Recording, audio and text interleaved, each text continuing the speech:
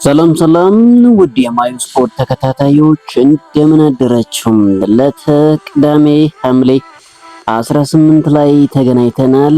ዛሬም እንደተለመደው የስፖርት ትኩስ ዜናዎችን፣ የዝውውር መረጃዎችን እንዲሁም ደግሞ አንዳንድ አዳዲስ ስፖርታዊ ዜናዎችን የምንነግራችሁ ይሆናል። ቻናላችን ሰብስክራይብ፣ ቪዲዮአችን ላይክ አድርጋችሁ እስከ መጨረሻው አብራችሁን ከቆያችሁ ስለ አፍሪካ ዋንጫው የምንነግራችሁ ነገር አለ። የሴኔጋልና የሞሮኮ አፍሪካ ዋንጫ አሁንም ማነጋገሩን የቀጠለበት ዜና ይዘናል። ስለዚህ ትሰማላችሁ። ሪያል ማድሪድ በጣም አስገራሚ ዜና ተሰምቷል። ሪያል ማድሪድ ሁለት ተጫዋቾች ላይ እየሰራ እንዳለ ተሰምቷል። አንደኛው የማንቸስተር ሲቲው ሮደሪ ሲሆን ሌላኛው የአርቢ ላይፕዚጉ ያን ዲያሞንድ መሆኑ ተሰምቷል። ስለዚህ ዜና በደንብ እነግራችኋለን። አስቶን ቪላ ቤት የቆመ ኳስ አሰልጣኛቸው ኦስቲን ማክፊ ክለቡን እንግዲህ እንደሚለቅ ተሰምቷል። ማረፊያው ምናልባትም ለንደን ነው፣ ቸልሲ ሊሆን ይችላል እየተባለ ይገኛል። ስለዚህ ሰው የምነግራችሁ ነገር አለ። ትናንትና ማንቸስተር ዩናይትድ የወዳጅነት ጨዋታውን አድርጎ በሰፊ ጎል ልዩነት አሸንፏል። ስለ ማንቸስተር ዩናይትድ ጨዋታ እነግራችኋለን። እንዲሁም በማንቸስተር ዩናይትድ ቤት አሁን ላይ እየተሰሙ ያሉ የስፖርት የዝውውር ዜናዎችን ትሰማላችሁ። ጣሊያን የቀድሞ ተጫዋቾችን ለመሾም እንግዲህ መስማማቷ እየተነገረ ይገኛል። ስለ ጣሊያን ብሔራዊ ቡድን አዲስ ነገር ይዘናል ትሰማላችሁ።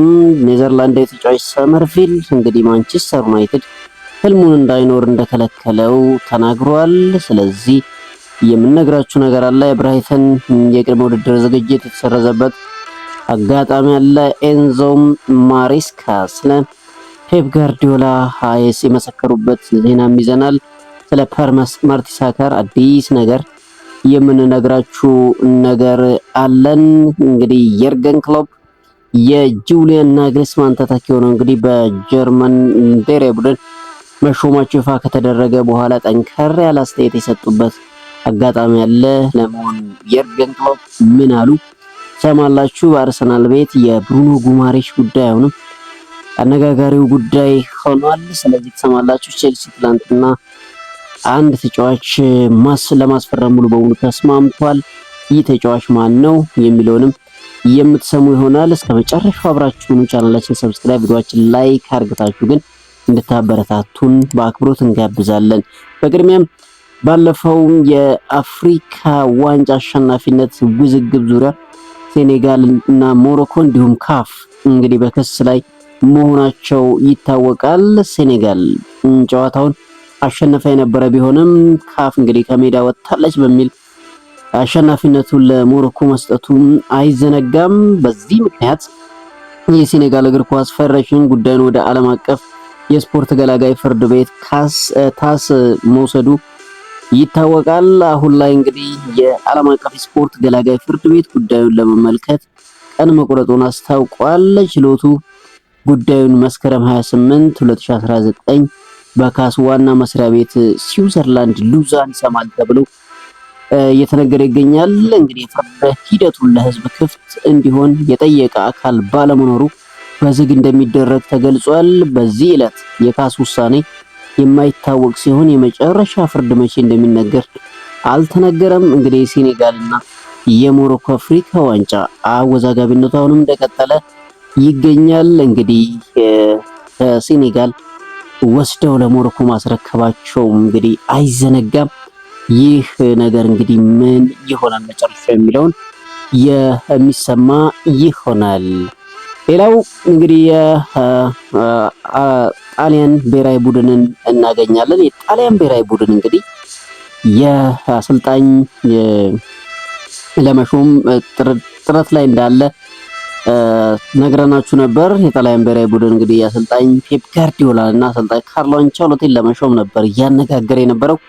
ይሁን እንጂ አሰልጣኝ ፔፕ ጋርዲዮላ ከጣሊያን የቀረበላቸውን ስራ ውድቅ ማድረጋቸው ተገልጿል። አሰልጣኝ ፔፕ ጋርዲዮላ በግል ምክንያት የእረፍት ጊዜ እንደሚያስፈልጋቸው በማሳወቃቸው አሰልጣኝነቱን አልተቀበሉም። በሌላ በኩል ካርሊቶ በብራዚል ብሔራዊ ቡድን እንግዲህ ለመቀጠል መወሰናቸው ተነግሯል። የጣሊያን ብሔራዊ ቡድን ለመረከብ አሁን ላይ የመጀመሪያ እጩ ሆኖ እንግዲህ እየተነገረ ያለው የቀድሞ ተጫዋቻቸው አንድሪያ ፒርሎ መሆኑ ተነግሯል። እንግዲህ የቀድሞ የጣሊያን ታሪካዊ ተጫዋች እና አሰልጣኝ ፒርሎ የቀረበለትን ጥያቄ በቃል ደረጃ እንግዲህ መስማማቱ ተነግሯል።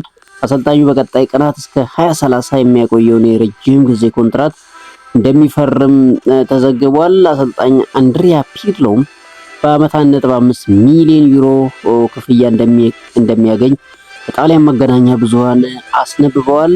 ጣሊያን አሰልጣኝ ፔፕ ጋርዲዮላ እና ካርሎ አንቸሎቲ እንግዲህ ጠይቆ ተቀባይነት አለማግኘቱ ወደዚህ አሰልጣኝ ፊቱን እንዲያዞር እንዳስገደደው ተሰምቷል።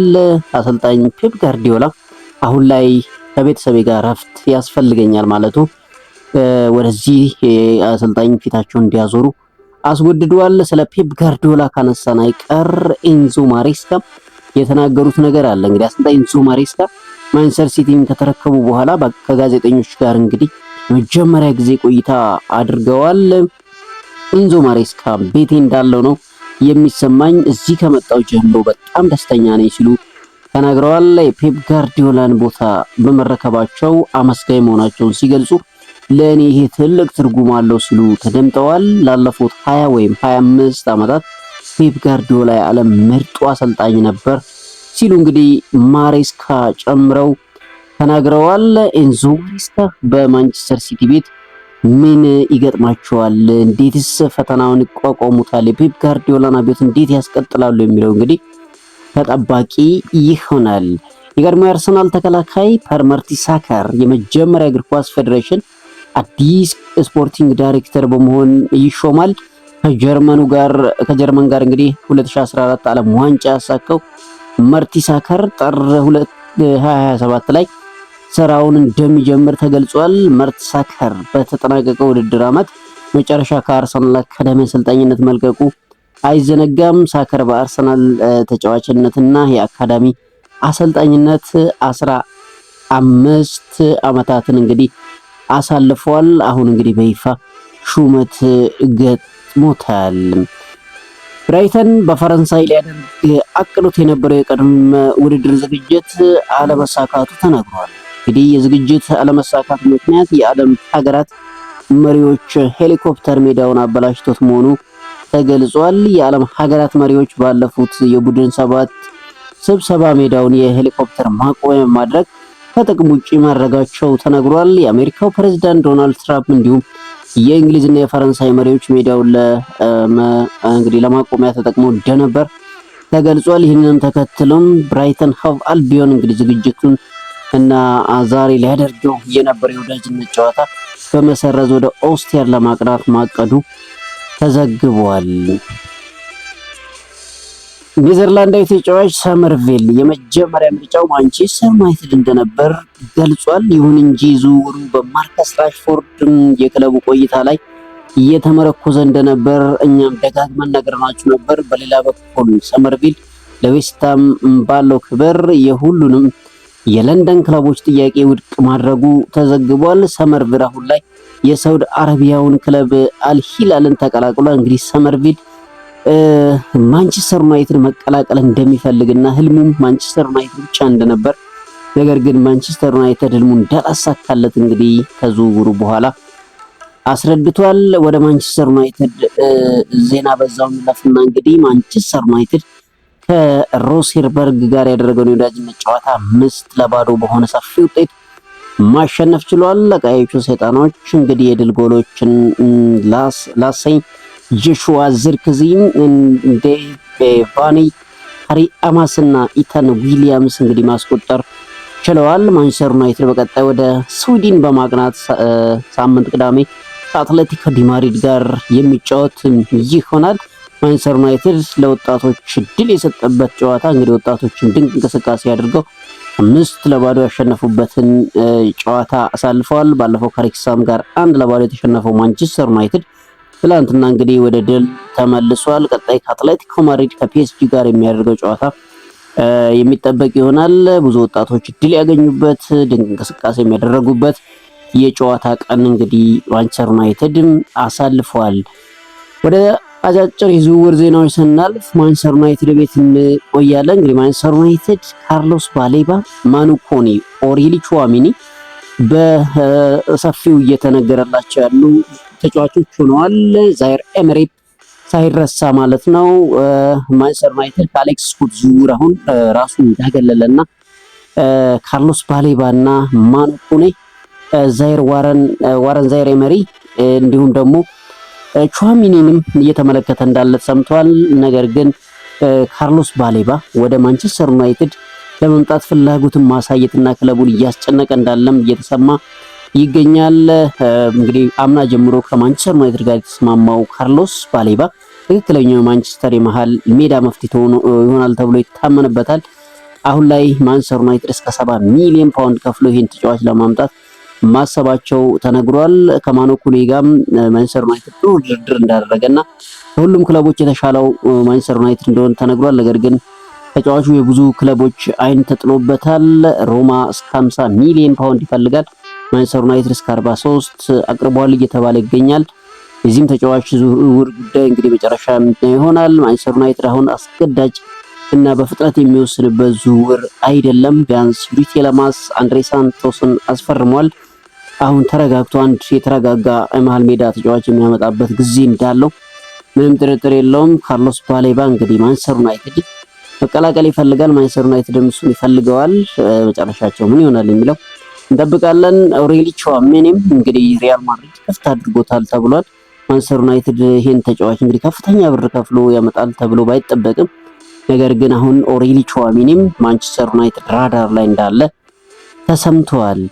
ወደ ሪያል ማድሪድ ቤት ስናመራ ሪያል ማድሪድ ኮት ዲቫራውን የላይፕዚግ የክንፍ ተሰላፊ ያን ዲያሞንዴን ለማስፈረም ወደ ዝውውሩ መግባቱ ተገልጿል። ሎስ ብላንኮቹም የ19 ዓመቱን የፊት መስመር ተሰላፊ ወደ ስብስባቸው ለመቀላቀል ከላይፕዚግ ጋር እንግዲህ ንግግሮች ጀምረዋል። የፒኤስጂ ተጫዋቹን የማስፈረም ፍላጎት ሲኖራቸው ተጫዋቹ የመጀመሪያ ምርጫ አድርጓቸው ነበር። ይሁን እንጂ ፒኤስጂ ላይፕዚግ ተጫዋቹን ለመሸጥ እንዲያስብ የሚያደርግ ሂሳብ ለማቅረብ ፈቃደኛ አይደለም ተብሏል። አሁን ላይ ሪያል ማድሪድ ወደ ዝውውሩ መግባቱ የተጫዋቹ ዝውውር ሁኔታ መቀየሩ ተዘግቧል። ሪያል ማድሪድ ከዚህ በፊት ብራሂም ዲያዝ ምናልባት ክለቡን ከለቀቀ ያን ዲያሞንዴን ለማምጣት አቅዶ እንደነበር ተነግሯል። ይሁን እንጂ ብራሂም ዲያዝ አሁን ላይ በክለቡ መቆየት ቢፈልግም ሪያል ማድሪድ ዲያሞንዴን ለማምጣት እንቅስቃሴ መጀመሩ ተነግሯል። ዘ አትሌቲክ እንዳስነበበው እንግዲህ ሪያል ማድሪድ አሁን ላይ ያን ዲያሞንዴ የዝውውር ሂሳብ ያቀርባል ተብሎ ይጠበቃል። ያን ዲያሞንዴ ሊቨርፑል የሚፈልገው ተጫዋች እንደነበር እናውቃለን። ልጁ ግን ፒኤስጂ መቀላቀል ፈለገ። ፒኤስጂ ደግሞ አሁን ለአርቢ ላይፕዚግ የሚፈልጉትን ሂሳብ አለማቅረቡ ምናልባት እዚህ ተጫዋች ማረፊያ ሪያል ማድሪድ ሊሆን ይችላል እየተባለ ይገኛል። ነገር ግን ማንቸስተር ሲቲም አሁን ያን ዲያሞንዴን እየተመለከተ እንዳለ ተነግሯል። ሳቪኒዮን የሚለቀው ማንቸስተር ሲቲ ያን ዲያሞንዴን እየተመለከተ እንዳለ ተነግሯል። እንግዲህ ሊቨርፑል የተጫዋቹ ቀንደኛ ፈላጊ ነው። ያን ዲያሞንዴን በማጣቱ ወደ ብራድሊ ባርኮላ ፊት ማዞሩ አይዘነጋም። ምናልባትም ተጫዋቹን አሳምነው ሊቨርፑሎችም ሊያመጡት ይችላሉ። ነገር ግን ሪያል ማድሪድ ከፈለገ ደግሞ ይህንን ተጫዋች በቀላሉ ያመጣዋል ተብሎ ይጠበቃል። ምናልባት ያን ዲያሞንዴ ባየር ሙኒክ ማይክል ኦሊሴን የሚያጣ ከሆነ ይህንን ተጫዋች የሚመለከትበት አጋጣሚ ይኖራል ተብሏል። ነገር ግን ባየር ሙኒክ ያን ዲያሞንዴ ለቅ ብራድሊ ባርኮላን እንደሚፈልግ እየተነገረ ይገኛል። ብራድሊ ባርኮላ ያን ዲያሞንዴ ማይክል ኦሊሴ እንግዲህ የክረምቱ አነጋጋሪ ይሆናሉ ተብሎ ይጠበቃል። እዛው ሪያል ማድሪድ ቤት ስንቆይ ሪያል ማድሪድ የማንቸስተር ሲቲውን ሮደሪንም ለማስፈረም እንደሚፈልግ እየተነገረ ይገኛል። ሪያል ማድሪድ የዓለም ዋንጫ አሸናፊ ሮደሪ ከማንቸስተር ሲቲ ለማስፈረም መስራት መጀመሩም ተነግሯል።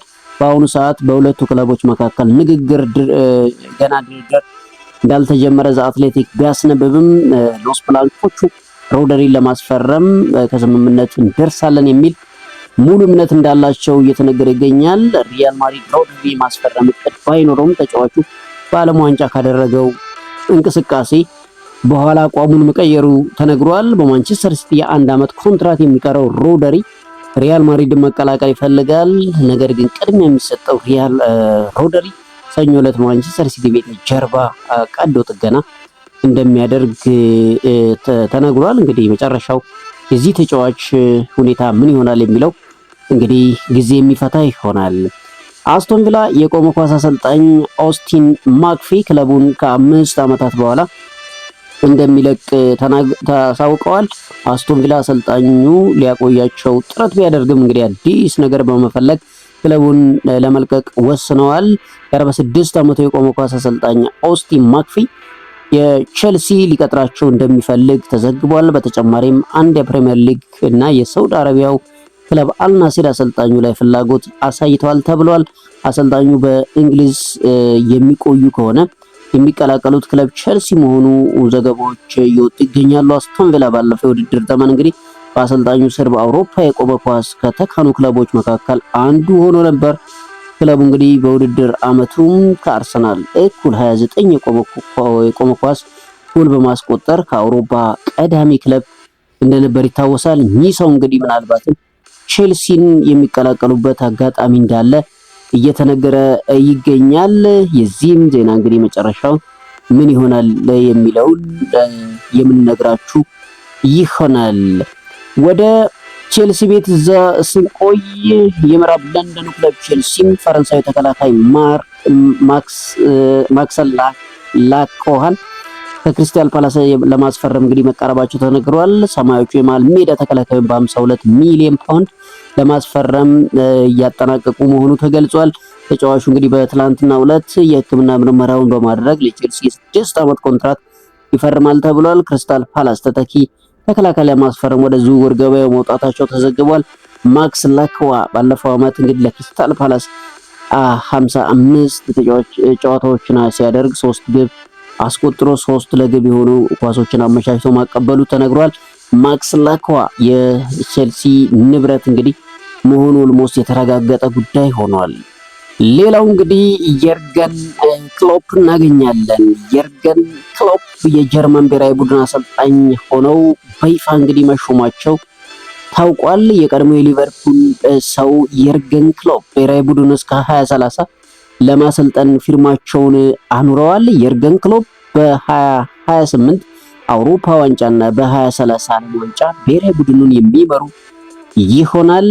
የርገን ክሎፕ እንግዲህ በሬድ ቡል ለነበራቸው ቆይታ ያመሰገኑ ይሆን? ቀጣዩ ልዩ ተልዕኮ ለመጀመር ጓጉቻለሁ ሲሉ እንግዲህ ተናግረዋል። አክለውም በቀጣይ ተፋላሚ የሆነ እግር ኳስ መጫወት የሚወድ የሀገሪቱ ሕዝብ የሚደግፈው ቡድን እንደሚገነቡም እንግዲህ ቃል ገብተዋል። ቤተሰቤን ኢላማ ብታደርጉ ግን ስራዬን ለቃለሁ ሲሉም ያስጠነቅቁበትን አስተያየት ሰጥተዋል። የጀርመን ብሔራዊ ቡድንን የተረከቡት የርገን ክሎፕ ኃላፊነቱ የአሰልጣኝነት ህይወቴ የስኬት ጫፍ ነው ሲሉ እንግዲህ ተናግረዋል። ለደጋፊዎች ማሳሰቢያ የሰጡት የርገን ክሎፕ ይህንን የማደርገው ለእኔ ብዬ አይደለም ለእናንተም ጭምር ነው ሲሉ ተናግረዋል። ቶማስ ቱኬል እና ጁሊያን ኔግልስማንን እንዴት እንዳደረጋችሁ ባውቅም ስራውን ለመቀበል ወስኛለሁ ሲሉ እንግዲህ ለሚዲያዎች ሀሳባቸውን ሰጥተዋል። የርገን ክሎፕ እንግዲህ በቤተሰቦቼ ከመጣችሁ ግን እኔን አያድርገኝ ያሉበትን አስተያየት ሰጥተዋል። እንግዲህ ነገር ግን ቤተሰቦቼን ኢላማ አድርጋችሁ ለማጥቃት ብትሞክሩ ወዲያውኑ ስራዬን እለቃለሁ ሲሉ እንግዲህ አስጠንቅቀዋል። አክለውም ሚዲያዎች ጥሩ ካልሆንኩ አጠቅምም ካላችሁ መጥታችሁ ፊት ለፊት ንገሩኝ፣ ምንም ካሳ ሳልቀበል ስራዬን እለቃለሁ ሲሉ እንግዲህ የርገን ክሎፕ ጠንከር ያለ አስተያየት ለሚዲያዎችም ያስተላለፉበትን አስተያየት ነው የሰጡት። በሊቨርፑል ቤት ታሪክ የሰሩት የርገን ክሎፕ በጀርመን ብሔራዊ ቡድን እንግዲህ ምን አይነት እንቅስቃሴ ምን አይነት ቡድን ይሰራሉ የሚለው በጉጉት የሚጠበቀው ጉዳይ ሆኗል። እንግዲህ ያም ሆነ የርገን ክሎፕ እንግዲህ ስራቸውን በጀርመን ብሔራዊ ቡድን በይፋ ጀምረዋል። ውድ የማዮ ስፖርት ተከታታዮች ለዕለቱ ያዝነላችሁ አጫጭር ዜናዎች ይሄንን ይመስላሉ። በአርሰናል ቤት የብሩኖ ጉማሬሽ ጉዳይ ያው ከጫፍ የደረሰ ቢሆንም አሁንም ቁልጭ ያለ ነገር የለም። እንግዲህ አርሰናሎች በተለይ ማይክል አርቴታ በፍጥነት ተጫዋቹ እንዲፈርምላቸው ይፈልጋሉ። ነገር ግን ኒውካስል ዩናይትዶች ተጫዋቹ አይሸጥም፣ ከተሸጠም ደግሞ ከሳንድሮ ቶናሊ ያነሰ ክፍያ አንቀበልም እያሉ ይገኛሉ። አርሰናሎች በ70 ሚሊዮን ፓውንድ ለማስፈረም ይፈልጋሉ። ተጫዋቹ አርሰናልን መቀላቀል በግል ችግር የለበትም። እንግዲህ እዚህም ጉዳይ የጠራ ነገር ስናገኝ ከሰዓት በምናገኘው መረጃ ይዘንበት እንመጣለን። ለዕለቱ ያዝንላችሁ የጠዋት እና የማለዳ አጫጭር ዜናዎች ግን ይህንን ይመስላሉ። ከሰዓት እንገናኛለን። መልካም ቆይታ